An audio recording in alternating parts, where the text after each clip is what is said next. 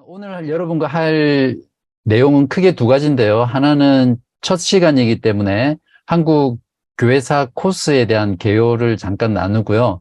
그 다음에 개신교 전파 이전의 기독교가 한국에 어떻게 접촉했을까라는 그런 가능성에 대해서 여러분과 나눌 겁니다. 거기에는 세 가지가 있는데 경교라는 걸 통해서 또 천주교를 통해서 아랍권을 통해서 한국에 서양과 접촉하고 또 그것을 통해서 기독교가 전파되었을 가능성이 있거든요. 이제 그러한 부분들을 예비적으로 오늘 간략하게 살펴보는 그런 시간을 갖도록 하겠습니다. 먼저 주 교재가 있는데요. 그 김영재 교수님이 쓰신 한국교회사 합신대학원 출판부에서 나온 책입니다. 이 책을 제가 메인 교재로 삼고 여러분들에게 강의를 할 예정이고요. 여러분 가운데 혹시 이 교재를 사기 원하시는 분은 사셔서 보시면 제 강의를 따라오는데 도움이 많이 될 겁니다. 근데 내용은 조금 어려운 부분들이 있지만 교회사를 했던 분들 같은 경우는 잘 이해하실 거라고 생각하고요. 그러나 교재를 안 사도 제가 교재에 있는 내용을 충분히 소화해서 여러분들에게 또 잘 전달하고요.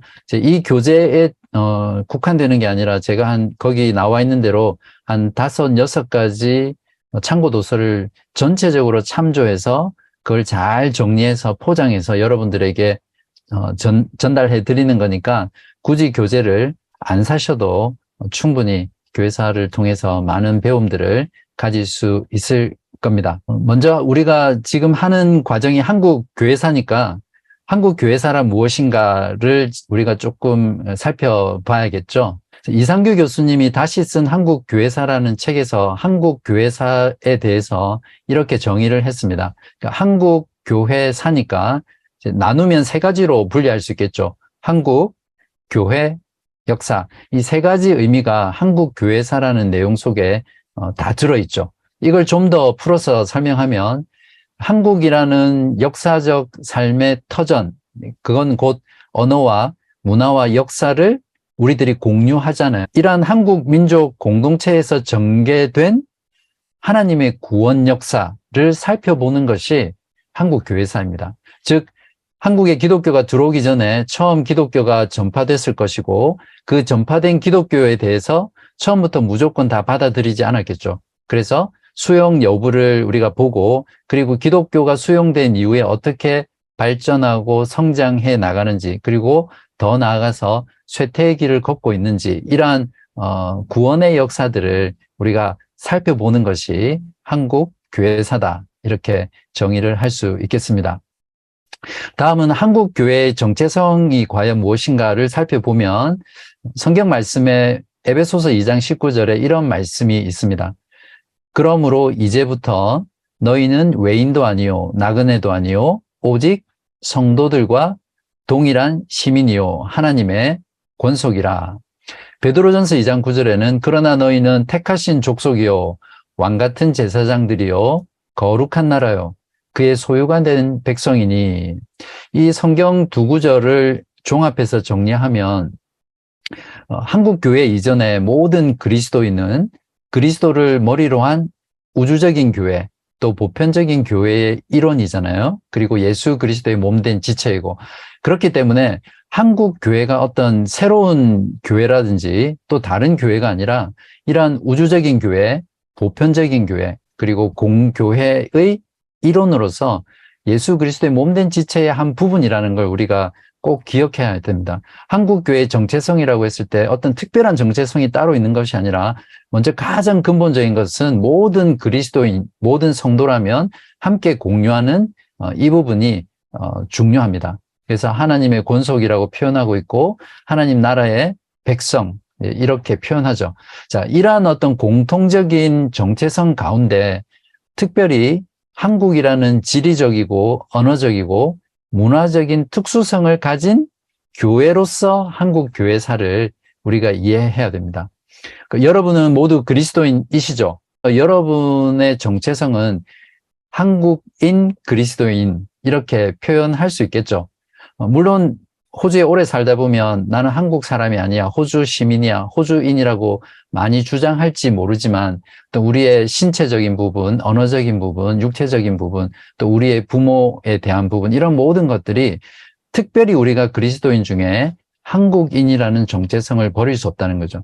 그런 의미에서 우리가 보편 교회의 몸된 지체로서 특별히 한국이라는 특수한 지리적, 언어적, 문화적 상황 속에서 한국 교회가 어떻게 흘러왔는지를 보는 것이 한국 교회사고, 그 가운데 우리의 정체성이 있는 것이죠. 제가 그림을 그렸는데요. 큰 원은 우주적인 교회입니다. 지금 이 지상 말고 그 전에 이미 죽었던 많은 성도들, 또 천상에 있는 성도들, 그런 모든 성도들을 다 포함한 우주적인 교회가 있겠죠. 그것을 참된 교회라고 우리가 표현하고요. 그렇지만 지상 교회 가운데는, 지상 교회 안에 많은 교인들이 있지만 그 가운데는 알곡과 가라지가 있죠. 교회 나온다고 해서 전부 다 참된 교회의 일원에 속하지는 않거든요. 그렇기 때문에 지상 교회는 제가 우주적인 참된 교회하고 바깥은 세상입니다. 그래서 교회 밖이죠. 이렇게 걸쳐 있습니다. 마찬가지로 한국교회는 그 지상교회 안에 포함되어 있기 때문에 한국교회 역시 우주적인 참된 교회와 또 세상에 이렇게 걸쳐 있는 셈이죠. 이것이 우리의 어떤 한국인으로서의 정체성이다, 이렇게 이해를 하시면 되겠습니다.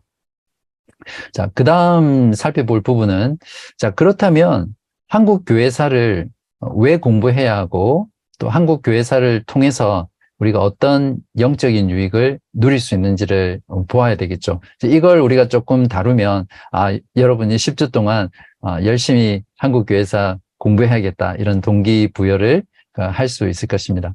제가 잠깐 영상을 하나 보여드릴게요. 한번 보시고 그 다음 말씀드리겠습니다.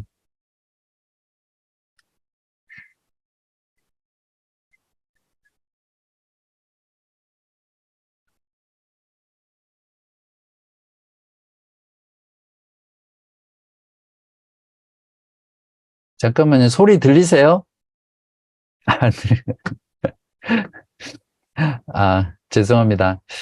그냥 이 부분은 그냥 넘어가야 되겠네요. 어떤 영상이냐면, 아기 때 쌍둥이인데 쌍둥이 동생을 잃어버립니다. 실종되는데 이 아이가 3살 때 해외 입양하러 가거든요. 그 이후부터 44년 만에 그 딸과 쌍둥이 언니가 같이 재회하는 그 영상입니다. 제가 보면서 이렇게 눈물이 이렇게 나려고 울컥 그렇게 하던데, 제가 왜 이 영상을 여러분들에게 이렇게 보여드리고 나누려고 했냐면, 이제 뿌리라는 거죠. 그러니까 인간의 그 마음 가운데는 자신의 뿌리를 찾고자 하는 그 열망이 있거든요. 이런 해외 입양하나 또 뿌리라는 그런 소설, 영화도 있었지만, 내가 어디에서 태어났고 또 어디에서 자랐으며 나의 근본이 무엇인지 그것들을 찾아가고자 하는 그런 마음속의 열망들이 인간 가운데 내재되어 있죠. 그래서 한국 교회사를 우리가 해야 될 중요한 이유가 뭐냐면 바로 신앙의 뿌리 찾기라는 겁니다. 여러분 모두 한국 사람이잖아요. 한국 사람으로서 복음을 듣고 지금 그리스도인으로서 신앙생활을 하시잖아요. 그렇기 때문에 나의 신앙의 뿌리가 무엇인지를 찾기 위해서 한국 교회사를 공부해야 되는 거죠. 어떻게 한국 기독교가 태어났고 또 어떻게 성장해 나갔고 어떠한 위기와 어떠한 시련들을 겪으면서 지금 우리들의 신앙의 모습으로 이게 열매를 맺었는가, 이러한 것들을 차근차근 역사를 통해서 배우는 것이 이제 그만큼 우리의 정체성을 이해하고 나를 알고 또 우리를 아는 데 있어서 필수적이라는 거죠. 그런 면에서 한국 교회사는 어떤 선택의 문제가 아니라 필수라는 걸 제가 강조하고 싶습니다.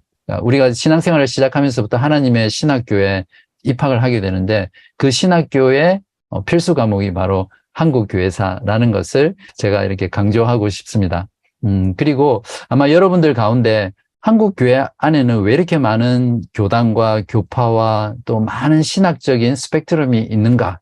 이런 것에 대한 궁금함들이 많죠. 이제 그러한 것들이 그냥 갑자기 튀어나온 것이 아니라 바로 이 교회사 속에서 만들어지고 형성되어지고 일어났다는 거죠. 그러한 부분들을 이해하게 되면, 아, 나와 다른 신앙, 나와 다른 교단, 교파의 그러한 부분들을 우리가 이해하고 함께 무엇이 바른 신앙인지를 고민하고 같은 방향으로 나아갈 수 있는 그런 중요한 표준들을 마련해 주겠죠. 그리고 마지막으로 한국교회사를 공부해야 될 이유는, 한국교회사를 이렇게 함께 공부하다 보면 참 아쉬운 부분도 많이 있어요. 왜 이러한 모습들이 한국교회사 가운데 있었을까? 또 바르지 못한 모습도 있었고, 또 역사 속에 그냥 지웠으면 좋겠다고 생각되는 그런 부분도 있어요.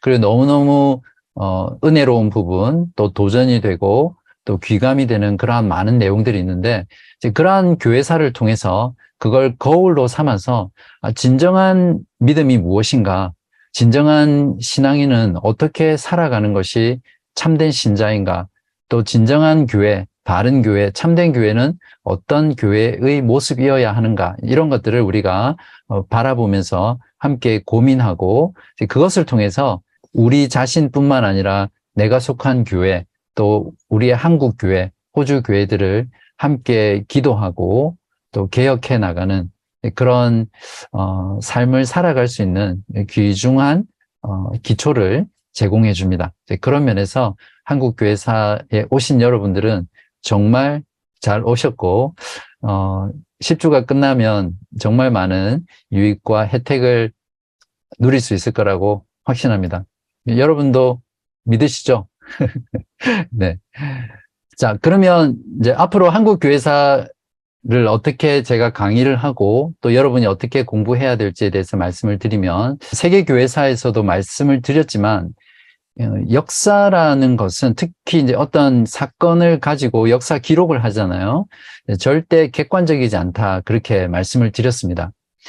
기록자가 어떠한 가치관, 어떠한 세계관, 또 어떠한 신앙을 가지고 있는가에 따라서 동일한 사건과 역사라고 하더라도 서로 다르게 이해하고 다르게 해석하죠. 예를 들면 종교개혁 시에 일어났던 다양한 사건들이 있잖아요. 그 똑같은 사건을 로마 가톨릭이 이해하고 해석하고 평가하는 것과 또 종교개혁 신앙으로 볼 때 이해하고 해석하고 평가하는 게 완전히 달랐었잖아요. 똑같은 사건인데도 어떤 관점으로 이해하느냐, 해석하느냐에 따라서 그 역사에 대한 평가가 다르죠. 소위 속된 말로 내가 하면 로맨스, 남이 하면 불륜, 똑같은 불륜이라는 그 사건 속에서 그 해석의 주체가 누구냐에 따라서 전혀 다른 평가가 이루어지죠. 그래서 저는 여러분들에게 특별히 복음주의적이면서 개혁신앙의 관점에서 한국 교회사를 다루려고 하고요. 이번 강의에서는 어떤 연도나 사건이나 단순히 정보를 전달하는 그런 차원에서 끝나는 게 아니라 거기에서 한 단계 더 나아가서 목회적인 강의를 좀 하려고 합니다. 그래서 한국 교회사를 통해서 우리의 신앙을 점검하고 또 반성하고 또 돌아보면서 우리가 어떻게 신앙생활을 해 나가야 할지, 주님 오시는 그날까지 우리가 어떤 모습으로 이 땅 가운데 존재해야 될지를 함께 고민하고 또 기도하는 마음으로 그렇게 강의를 준비하려고 합니다. 이번 한국교회사를 마치게 되면 여러분들은 한국교회 가운데 하나님의 섭리와 또 하나님의 주권, 또 하나님의 구원의 은혜, 이런 것들을 더 깊이 또 풍성하게 발견하게 될 것이고요. 그것을 통해서 조금이나마 더 우리의 삶을 나를 위해서 사는 것이 아니라 하나님의 영광을 위해서 살고자 하는 그런 열망들이 생겨나기를 바라는 마음으로 제가 강의를 준비하고 또 여러분도 그렇게 공부를 했으면 좋겠습니다.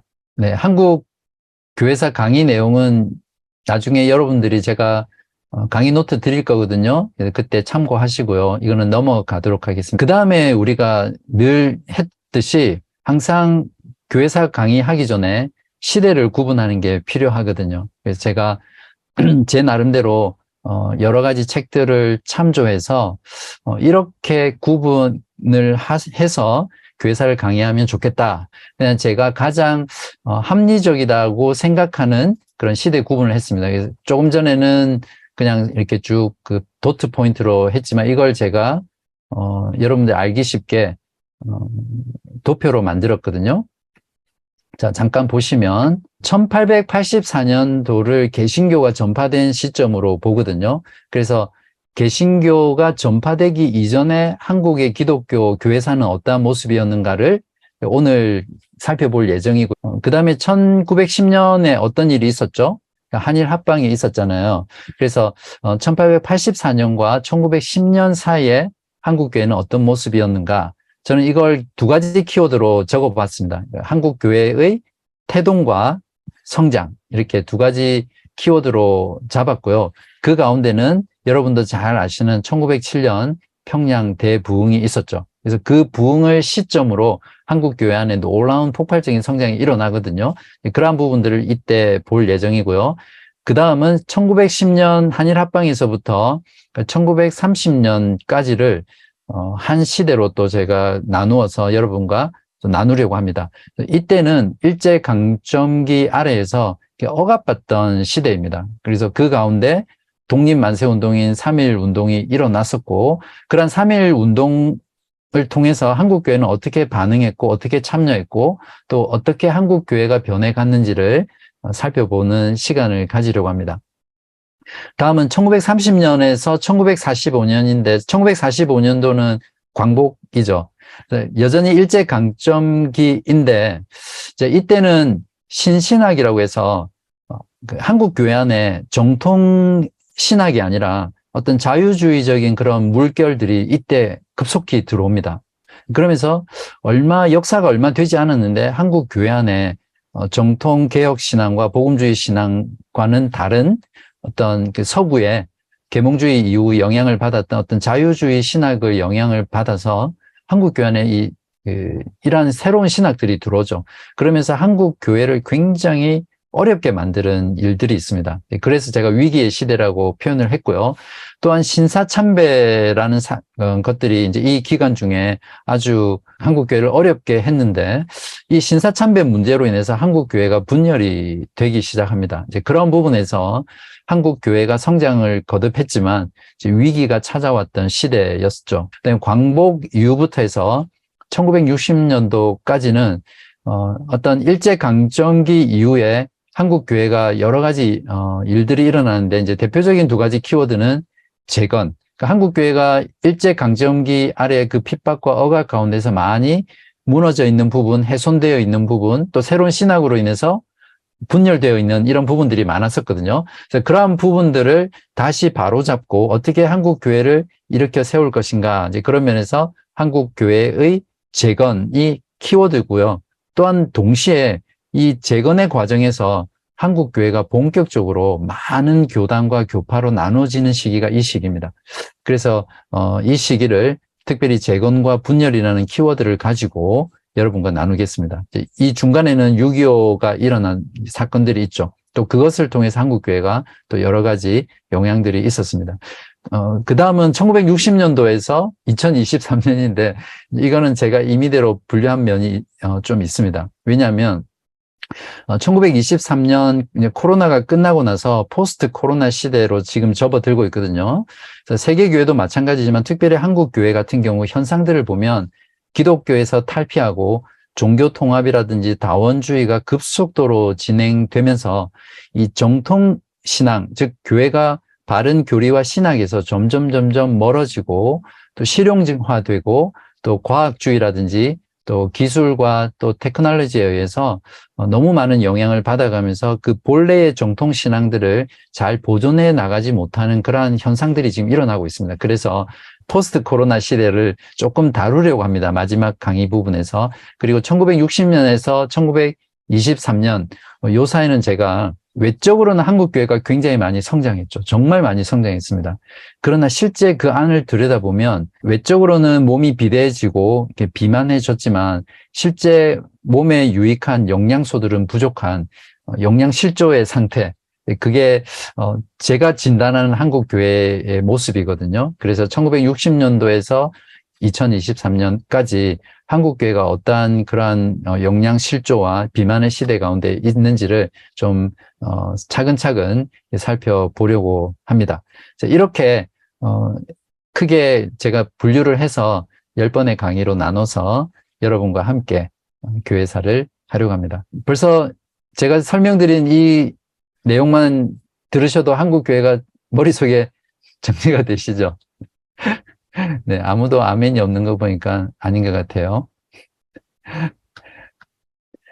두 번째 주제로 넘어가겠습니다. 이제 실제로 여기서부터 교회사에 관한 구체적인 내용인데요. 오늘은 남은 시간 동안 개신교가 전파되기 이전에 기독교가 어떻게 들어올 수 있었는가, 그런 부분들을 좀 다루려고 합니다.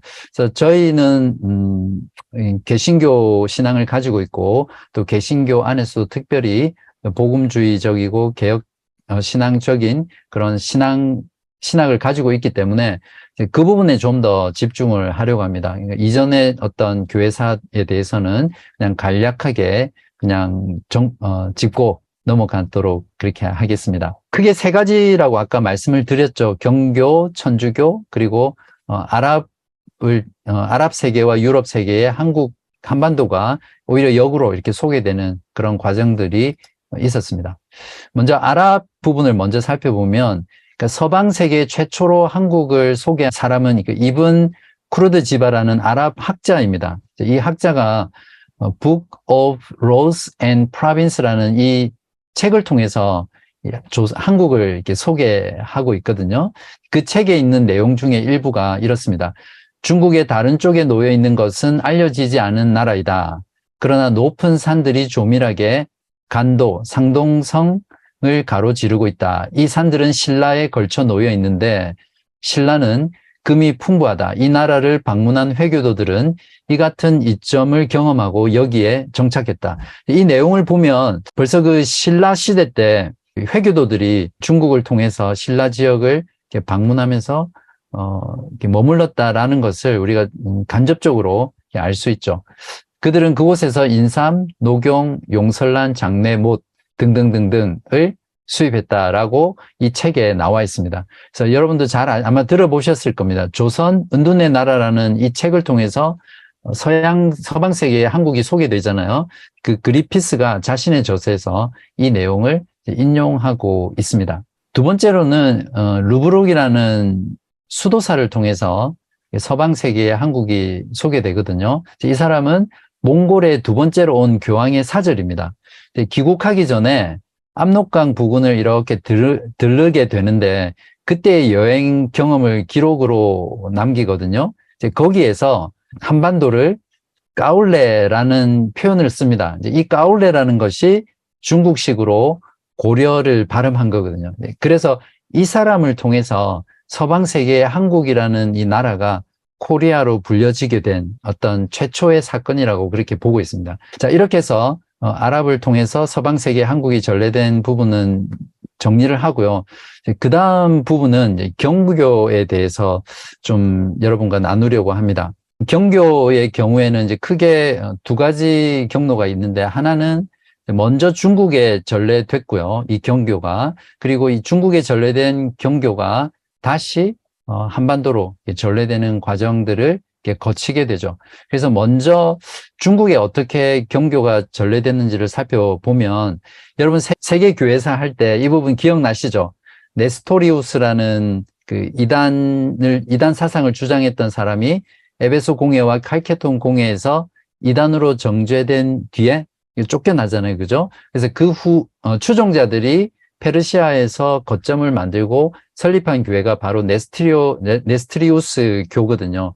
그 종교가 7세기 초에 실크로드를 타고 중앙아시아까지 진출하면서 중국에서 당나라 시대 때 경교라는 그러한 이름으로 전파가 됩니다. 그래서 중국에 전파된 이 경교는 중국 당나라 시대 635년에 처음 전래된 이후부터 해서 638년이 되면 당나라 태종 이세민이 경교를 공식적으로 인정을 합니다. 그때부터 놀라운 속도로 이렇게 부흥을 하게 되고, 200년 동안 중국에서 융성한 종교로 이렇게 받아들여지죠. 자, 여기에서 포인트가 있는데, 여러분도 잘 아시겠지만, 신라라든지 또 고려라든지 이런 한반도의 어떤 나라들은 중국과 굉장히 밀접한 관련들을 가지고 있었잖아요. 그죠? 그래서 많은 영향들을 받지 않을 수 없었는데 벌써 당나라 시대 때 이런 경교가 전국적으로 보편화되었다라는 것은 이 경교가 한국에 분명히 전래되거나 어떤 방식으로든 영향을 미쳤을 것이다. 이렇게 볼 수가 있는 거죠.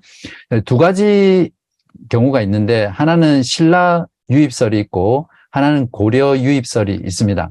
제가 여러분들의 그림을 한번 보여드릴게요. 지금 보시는 화면을 통해서 여러분이 어떤 걸 짐작해 볼 수 있는지 한번 생각해 보십시오. 지금 보이는 그림은 1956년 불국사 경내에서 발견된 돌 십자가거든요. 그러니까 돌 모양이 십자가입니다. 통일신라 시대 때 유적으로 이렇게 밝혀지고 있는데 어떻게 이해할 수 있을까요? 또 다른 유물의 경우에는 철제로 된 십자가입니다. 여기 보이는 이런 모양들이 십자가 모양을 하고 있죠. 그리고 다음 그림을 보시면 아기 예수를 품에 안고 있는 마리아 상이거든요. 좀 놀랍지 않나요? 통일신라 시대 때 유물로 발견된 이 경주 같으면 그 불교의 가장 중심지였었잖아요. 그 당대에. 이제 그런 곳에 이런 어떤 기독교적인 영향을 받은 유물들이 이렇게 발굴이 됐다는 거는 좀 우리가 생각해 볼 수 있는 부분들이 많죠. 그 골든 여사라는 분이 계세요. 이제 이분이 중국에 있는 이 경교가 신라 시대 때 한반도에 전래되었다라고 최초로 밝혔던 학자입니다. 이제 그 근거로 여러 가지가 있는데, 이제 그것들은 나중에 강의 노트를 참조하시고요. 어쨌든 이 골든 여사를 통해서, 중국의 경교가, 즉, 네스토리우스 교가 전래되었다라고 이렇게 주장을 했습니다. 그래서 이 주장을 지지하는 학자가 대표적으로 두 사람이 있는데, 김양선 목사라는 분하고 오윤태라는 분이 계세요. 이제 이게 신라 유입설이고요. 두 번째는 고려 유입설인데, 고려 유입설 같은 경우에는 당나라의 사절단들을 많이 파견을 하고 또 중국 유학생들이 중국으로 많이 유학을 가면서 결국 통일 신라 시대 이후 고려 시대가 되면 많은 고려인들이 이렇게 몽고와 이렇게 교류를 하게 됩니다. 이제 그러면서 경교가 한반도에 이제 들어오게 됐다, 이렇게 이제 주장을 하는 경우입니다. 이 부분에 대해서 간단하게 조금 더 자세히 살펴보면, 조금 전에 보셨던 이러한 유물들은 지금 서울에 있는 숭실대 기독교 박물관에 가면 전부 다 볼 수 있거든요. 그래서 웹사이트에서 기독교 박물관 이렇게 치면 숭실대 이러한 유적들이 화면에 이렇게 여러분들이 볼 수 있습니다. 여기서 우리가 조금 평가를 좀 해봐야 되는데, 그러면 한국에 전래된 최초의 기독교는 경교가 사실인가, 이렇게 생각해 볼 수 있잖아요. 물론 불교의 중심지에서 기독교의 영향을 받았던 이런 유물들이 발견됐다는 것은 정말 신비롭고 놀라운 사실이기는 하지만, 문제는 무엇이냐면 어떤 그 문서적으로 자료가 하나도 남아있지 않다는 겁니다. 그러니까 그러한 어떤 신라 시대 때 경교가 전래되었을 것이라는 것을 입증할 만한 사료들이 아직까지는 발견이 되지 않았기 때문에 충분히 가능성이 있다라고 개연성을 인정한다 하더라도 어떤 역사적인 그 근거는 부족하다는 거죠. 그래서 세계적인 경교 연구의 전문가들이 평가할 때도 이러한 신라 유입설은 하나의 가설이다, 이렇게 일축하고 있고요. 확실한 사료가 나오기까지는 그냥 가능성만 있다라고 보는 것이 저나 또 여러분들이 이 경교의 전례에 대해서 이해를 하시면 되겠습니다.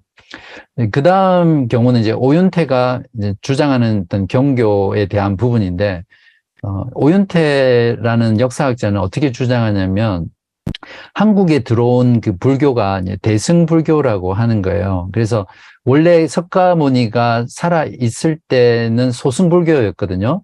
그 소승불교가 기독교의 영향, 즉 그런 네스토리우스 경교의 영향 때문에 대승불교로 바뀌었다. 그래서 그 바뀐 대승불교가 한국에 들어왔다라고 이렇게 주장하는 학자입니다. 그래서 아미타물이라든지 미륵불이라든지 대일열애는 예수를 말하고 또 관세음보살은 예수와 성모 마리아에게서 나온 것이라고 이렇게 주장을 합니다.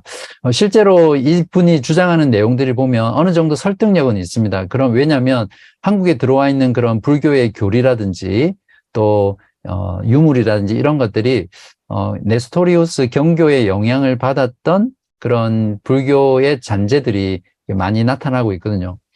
여기에 대해서 김영재 교수가 나름대로 평가한 입장들이 있습니다. 이제 어떻게 평가하고 있냐면, 오윤태 학자가 주장하는 것처럼 한국의 기독교인들이 많이 성장하고 기독교를 쉽게 받아들였던 이유가 이미 한국에 들어와 있는 이 불교가 기독교의 영향을 많이 받았기 때문이라고 주장을 했거든요. 이제 그러한 것에 대해서 이 김영재 교수는 크게 근거가 없다. 그렇게 말을 하고 있고, 또 아무리 한국에 들어온 불교가 그런 기독교의 영향을 받은 불교라고 하더라도 그것이 온전히 기독교적인 불교다라고 하기에는 너무 근거가 부족하다, 또 자료도 부족하다라고 이렇게 일축하고 있습니다. 고려 유입설은 그냥 나중에 참고하고 넘어가시고요.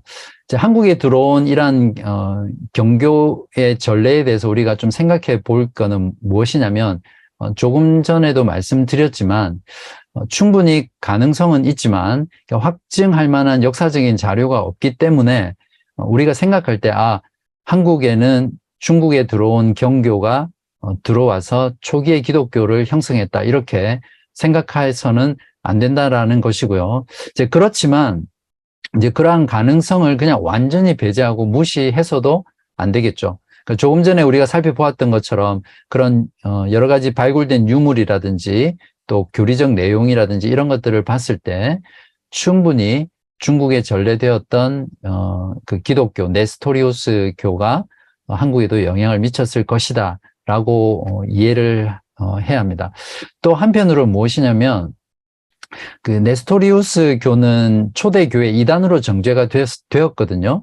그렇기 때문에 이단으로 정죄된 기독교의 한 분파가 우리 한반도에 들어왔다는 그 사실을 그대로 받아들이는 것은 그렇게 바람직하지 않고, 또 그러한 사실에 우리가 너무 집중해서 한국 교회사를 이야기할 때마다 그래, 경교라는 걸 통해서 우리 한국 교회 안에 기독교가 이때 들어왔다, 이런 것들을 막 이렇게 사실인 것처럼 주장해서는 안 된다라는 것입니다. 자, 이렇게 해서 한반도에 전래된 경교를 마치고요. 그 다음은 천주교가 한반도에 개신교보다 훨씬 이전에 들어왔거든요. 그 부분을 한번 살펴보겠습니다. 천주교가 한반도에 들어온 경로는 크게 세 가지거든요. 첫 번째는 일본을 통해서 조선의 천주교가 전래됐고요. 두 번째는 중국을 통해서 전래됐고, 세 번째는 한국에 있는 남인계의 실학자들을 통해서 천주교가 한국 사회 안에 이렇게 전래되었습니다. 천주교 역사를 굳이 자세하게 다루지 않는 거는 다음 시간부터는 다루지 않을 거거든요. 오늘 간단하게 다룰 건데, 그 로마 가톨릭은 종교개혁인 교리 면에서는 전혀 개혁하지 않았기 때문에 여전히 잘못된 신학, 잘못된 교리, 잘못된 신앙 가운데 머물러 있습니다. 그렇기 때문에 우리가 천주교의 역사를 기독교의 역사로 포함시켜서 굳이 이렇게 다룰 필요가 없는 거죠. 왜냐하면 세계교회사 했을 때 우리가 잘 다루었지만 로마 교회는 참된 교회가 가져야 될 표지를 가지고 있지 않죠. 자, 그렇지만 천주교가 개신교가 한반도에 정착하는데 아주 중요한 나름대로의 역할을 했습니다. 그래서 완전히 다루지 않는 것보다는 살짝 다루는 것이 필요하기 때문에 오늘 여러분과 이렇게 다루려고 합니다. 일본을 통해서 조선의 천주교가 전래된 과정은 임진왜란과 아주 밀접한 관련이 있습니다. 거기 슬라이드에 보시면 성 프란치스코 하비에르라는 신부하고 고니시 유키나가라는 사람 장군이 있습니다. 이 사람을 통해서 또 그레고리오 데 세스페데스, 이 세 사람을 통해서 조선에 천주교가 들어오게 되거든요. 간단하게 설명을 드리면 그 성 프란치스코 하비에르라는 신부가 먼저 일본에 들어오게 됩니다. 이게 재밌는 것은 1549년 8월 15일 광복절하고 똑같은 날짜인데 이때 일본에 들어옵니다. 근데 이 사람이 누구냐면 여러분 기억하실지 모르겠는데 예수회를 창시한 로욜라 씨 기억하세요? 그래서 반종교개혁을 적극적으로 시행을 한 인물인데 그 로욜라의 친구입니다. 그래서 예수회 신부죠. 특히 예수회 같은 경우는 세계 선교에 아주 열정적인 부분들을 가지고 있었기 때문에 이때부터 전 세계로 많은 선교사들을 내보내거든요. 그때 들어온 신부입니다. 그래서 일본의 기독교는 이 신부가 들어온 때를 일본 기독교의 원년이라고 보고요. 들어온 뒤에 3년 동안 약 1,500명의 신자를 얻게 되고 1570년이 되면 3만 명, 87년에는 10만 명, 90년에는 약 20만 명의 천주교인들이 일본에 발생했다라고 그렇게 말하고 있습니다. 그러니까 어마어마한 속도로 일본 안에 천주교가 성장한 거죠. 이제 그러다 보니까 이 천주교가 이제 조선에 영향을 미치는데 참 아이러니하게도 이 고니시 유키나카라는 이 왜구의 장군이 아주 독실한 카톨릭 신자입니다. 세례명도 아우구스티누스거든요. 참 아이러니하죠. 이제 이러한 신앙을 가진 자가 이제 조선에 침략해서 많은 만행들을 저지르게 되는데 이제 자신이 데리고 왔던 많은 병사들이 대부분 카톨릭 신자였습니다. 이제 그러다 보니까 그들을 위해서 미사도 베풀어야 되고 또 그들을 위해서 가르침도 줘야 되고 이러다 보니까 이제 일본 측에 그 신부를 보내달라라고 요청을 합니다. 그때 온 신부가 누구냐면 그레고리오 데 세스페데스입니다. 이 사람은 조선 땅에 입국한 최초의 서양인 선교사가 되죠. 자, 이러한 어떤 임진왜란 가운데 조선의 포로가 5만 명 정도가 일본의 노예로 끌려가거든요. 그 중에 7천 명 정도만 다시 조선으로 귀화하고 나머지는 거의 대부분 일본에 남습니다. 근데 이때 일본에 남았던 조선의 노예들 중에 한 7천 명 정도가 다 천주교 신자가 되거든요. 그래서 바로 그렇게 개종한 천주교 신자를 통해서 한국으로 다시 역으로 조선에 천주교가 전래되는 그런 과정들이 있습니다. 그 다음에 두 번째는 중국을 통해서 조선에 천주교가 전래되는데 이 경우도 그냥 세 사람만 여러분들이 그냥 아시면 되겠습니다. 역시 예수의 신부고요. 마테오 리치라는 신부가 1582년 처음 중국을 도착해서 많은 활동들을 하죠. 이 사람을 통해서 중국의 천주교가 많이 확산이 되거든요. 근데 이제 이렇게 중국의 천주교가 이렇게 쭉 전래돼서 확산되었을 때 예수의 신부 아담 샬이라는 사람이 청나라에서 활동을 하게 됩니다. 그때 소현세자가 누군지 아시죠? 병자호란 때 볼모로 잡혀가서 청나라에 가게 되잖아요. 그때 이 소현세자가 예수의 신부 아담 샬과 친교를 하면서 많은 영향들을 받습니다. 그리고 아담 샬로부터 여러 가지 종교 서적이라든지 지구본이라든지 예수의 초상 같은 것들을 이렇게 선물로 받게 되는데 그 중에 일부를 조선으로 인지 생활이 끝나면서 가져오게 되죠. 이 경우 말고도 어떤 이수광의 지봉유설이라든지 또 유몽인의 어우야담 이런 책들에 보면 마테오 리치의 천주시리에 대한 그런 교리들이 그 책 가운데 나타나 있거든요. 그런 것들을 보면 중국에 전래된 천주교를 통해서 다시 조선으로 천주교가 전래됐다라는 것을 우리가 알 수 있습니다. 그리고 세 번째로는 남인계 실학자들을 통해서 조선의 천주교가 전래가 되는데 여러분 이승훈이라는 사람은 들어보셨을 겁니다. 아마 최초로 세례를 받은 한국 천주교 신자죠. 이 사람을 통해서 한국 안에 천주교가 많이 성장을 하게 되고요. 또 이 사람과 같이 활동을 했던 정약용, 정약전, 또 이벽 이런 사람들을 통해서 대부분 남인계 실학자들이죠. 네, 그래서 이런 사람들을 통해서 한국 안에 천주교가 확산이 되게 됩니다. 그런데 우리가 주목해야 될 게 무엇이냐면 로마 제국으로부터 초대교회가 너무 많은 박해를 받았던 것처럼 이 천주교인들도 한국에 들어와서 정말 많은 그런 핍박과 또 박해를 받았었거든요. 그런데 놀라운 것은 그러한 핍박 가운데서 천주교가 성장했다는 거죠. 그러니까 마치 로마 제국의 박해 가운데 초대교회가 성장했던 것과 굉장히 유사한 경우라고 볼 수 있습니다.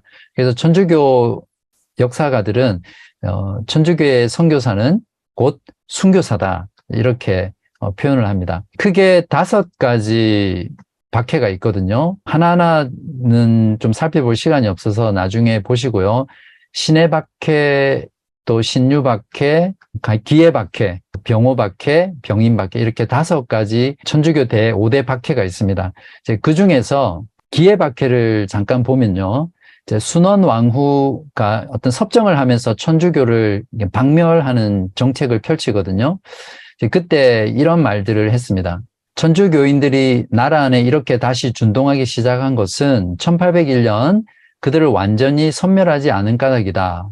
잡초는 베기만 할 뿐 아니라 뿌리까지 뽑아야 하니 팔도에 가택 수색 제도를 창설하고 5집씩 묶어 서로 연대 책임을 지게 하는 제도를 만들어 죄인들을 잡게 하고, 글의 내용들을 보면 그 당시 조선의 정부나 이 천주교 신자들을 박해했는지 알 수 있죠.